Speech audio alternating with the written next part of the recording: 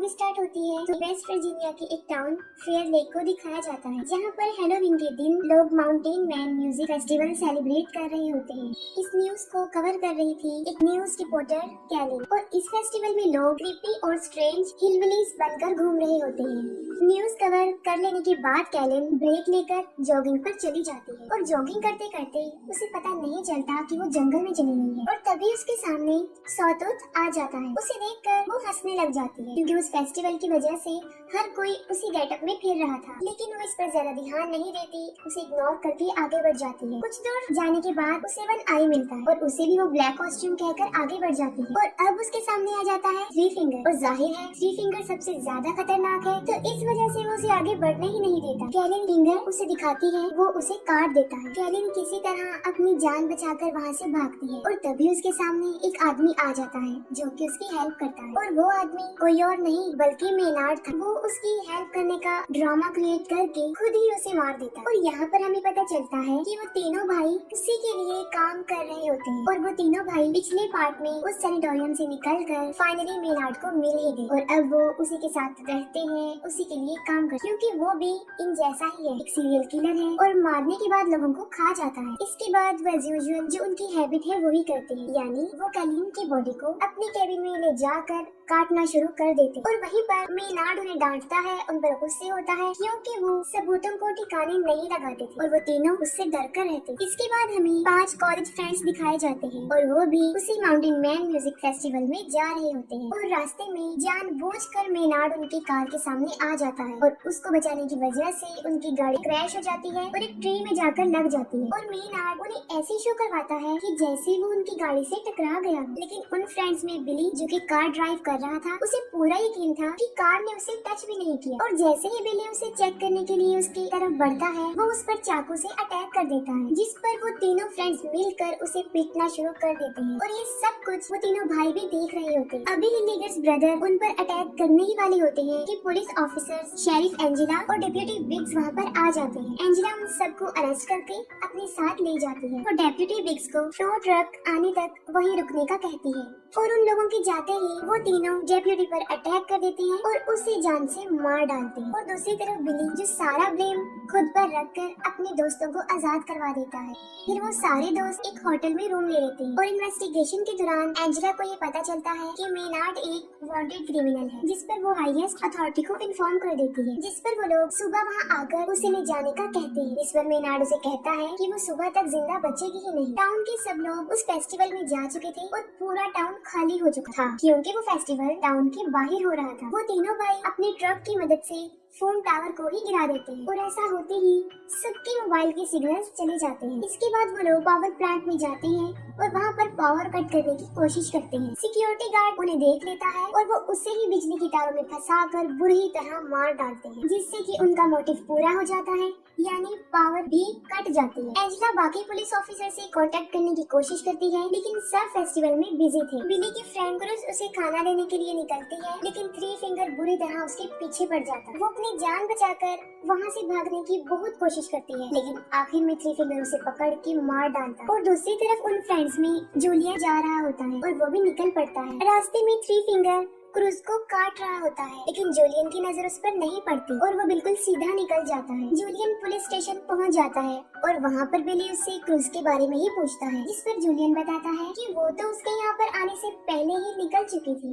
पीछे से लेटा शावर लेने के लिए जाती है, और तभी सॉटूथ उनके फ्रेंड गस को पकड़ के भी ले जाता है। आवाज सुनकर लेटा बाहर आती है, और वह नाई उस पर भी अटैक कर देता है। किसी तरह बड़ी मुश्किल से अपनी जान बचाकर वो वहाँ से भाग जाती है। पुलिस स्टेशन के दरवाजे पर कोई नॉक करता है, और बिली समझता है कि शायद ये क्रूज होगी। तब एंजेला चेक करती है, तो वहाँ पर उसका हस्बैंड होता है, जो उसके लिए खाना लेकर आया होता है। वो उसे खाना देकर वहाँ से चला जाता है। वो तीनों भाई गस को बांधकर हथौड़े से उसके पाँव पर मार मार कर उसकी टांगे पूरी तरह से तोड़ देते हैं। इसके बाद वो उसे ले जाकर पुलिस स्टेशन के बाहर फेंक देते हैं। वो मदद के लिए काफी चिल्लाता है, और बिली और जूलियन उसे फौरन पहचान लेते हैं। एंजेला उसकी हेल्प करने के लिए बाहर जाती है, और वो तीनों उसके ऊपर ट्रक चढ़ाकर उसे बुरी तरह कुचल देते, और एंजेला कुछ भी नहीं कर पाती, और इसके बाद वो उसकी बॉडी रोड पर से हटाकर साइड पर रख देती है। एंजेला बिली जूलियन और एक और प्रिजनर को शॉटगन देकर उन्हें ड्यूटी असाइन कर देती है। बिली जो कि क्रूज को ढूंढना चाहता था और एंजेला उसे साफ इनकार कर देती है और वो स्टेशन को गार्ड करने का कहती है। खुद वो करीब ही एक शॉप पर जाती है जहाँ पर रेडियो और जनरेटर था। बड़ी बहादुरी से वो वहाँ पहुँचकर जनरेटर को स्टार्ट करने की कोशिश करती है और वो किसी से कांटेक्ट भी कर लेती है, जिस पर वो बैकअप बुलाने का कहती है। लेकिन जिस लड़के से उसका कांटेक्ट हुआ था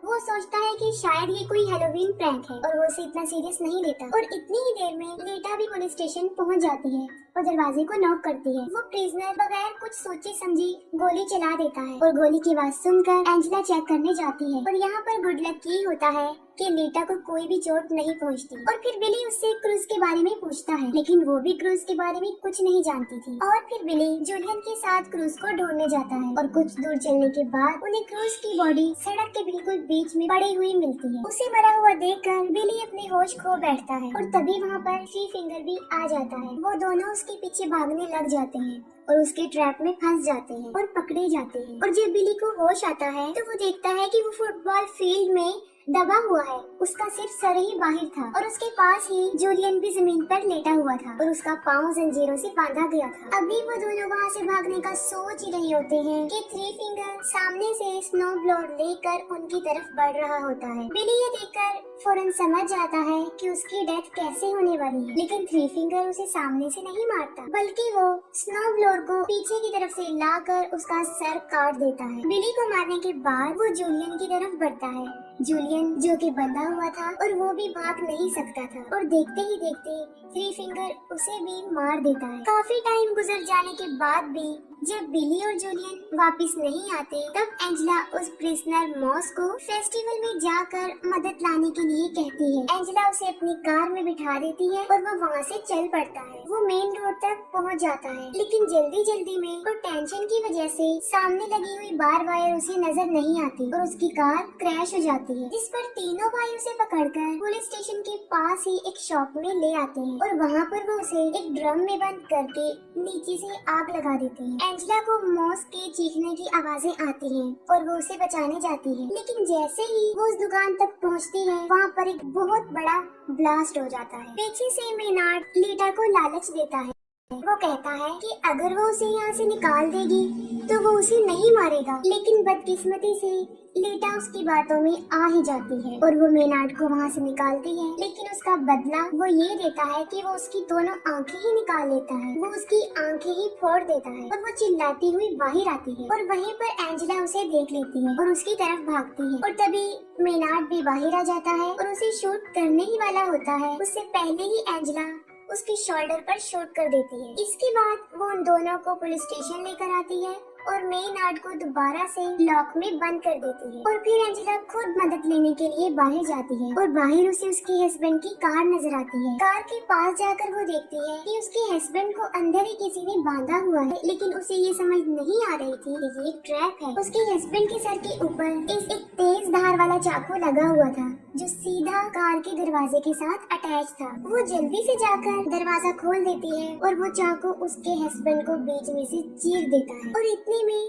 थ्री फिंगर पीछे से ट्रक लेकर आ जाता है और सीधा लाकर कार में मारता है। एंजेला बड़ी मुश्किल से अपनी जान तो बचा लेती है, लेकिन फौरन थ्री फिंगर बाहर निकलता है और उसे इतना मारता है कि उसे मार कर बेहोश कर देता है। दूसरी तरफ मेनार्ड पूरे लाइफ के लिए लीटा को टॉर्चर करने की धमकी दे रहा होता है। उसकी बातें सुनकर लीटा काफी डर जाती है और वहाँ से निकल जाती है। जब एंजेला को होश आता है तो वो देखती है कि वो पुलिस स्टेशन में बंधी हुई है और वो तीनों भाई वहाँ पर पेट्रोल छिड़क रहे होते हैं। मेनार्ड एंजेला को कहता है कि उसके पास मरने के लिए दो चॉइस है, एक ये कि या तो वो जल के मर सकती है और या फिर उसके फेस से एक शॉटगन अटैच्ड है जिसका ट्रिगर उसके पाँव में है और जैसे ही वो अपनी एड़ियां जमीन पर रखेगी उसका सर उड़ जाएगा। वो उसे एक दर्दनाक और एक आसान मौत चूज करने का कहता है। ये कहकर वो पूरे पुलिस स्टेशन में आग लगाकर वहाँ से चला जाता है और जैसे ही बाहर आकर वो ट्रक में बैठता है तब अंदर से उसे शॉटगन की आवाज आती है और वो समझ जाता है कि एंजेला ने दूसरे तरीके से मरने को चुना। लीटा चलते चलते एक रोड तक पहुँच जाती है और तभी उसे एक गाड़ी की आवाज आती है और वो उससे हेल्प मांगती है, लेकिन